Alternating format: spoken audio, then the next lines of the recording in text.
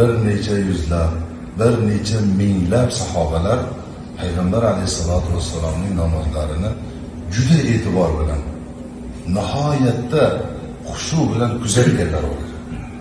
O'rganganlar har bir harakati, har bir holati, namozdagi turish holatlari, quloq qoqishliklari bo'lsin, qo'lni bog'lab turishliklari bo'lsin, namozni o'qiyotgan oyatlar har bir harakatini sahoba ikromlar nihoyatda e'tibor bilan kuzatganlar.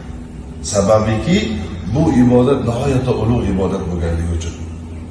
Bizda jamoatimizda ba'zan qo'llarni bog'lashliklarda, qo'llarni quloq yumshog'iga olib borishlik holatlarida kamchiliklarga yo'l qo'yganmiz. Azizlar, qo'lni bosh barmog'imizni quloqni yumshog'iga olib borib, qo'llarimizni kaftini qiblaga yuzlantirgan holatda qo'l nima qilinadi, quloqqa olib borilib, keyin qo'l bog'lanadi. Bog'langanda bu ibodatning haligi aytganimizdek har bir jihatiga, detaliga e'tiborligiki kindik ostida bog'lanadi. Va inson o'zi ozgina egik holatda turiladi. Siz nimaga namozga kirishligingiz bilan, biz namozga kirishligimiz bilan Alloh subhanahu va taologa bandaligimizni isbot qilyapmiz. Tasavvur qiling, Alloh taolo bilan suhbatlashyapmiz.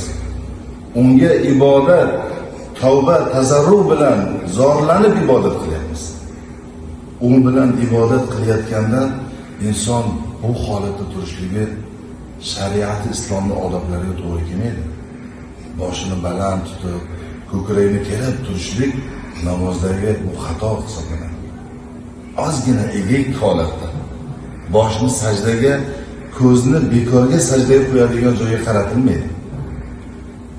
Nima uchun ko'zidagi joyiga qaraladi, bosh qo'yiladigan joyiga qaraladi desa, inson ozgina tavozi bilan turiladi.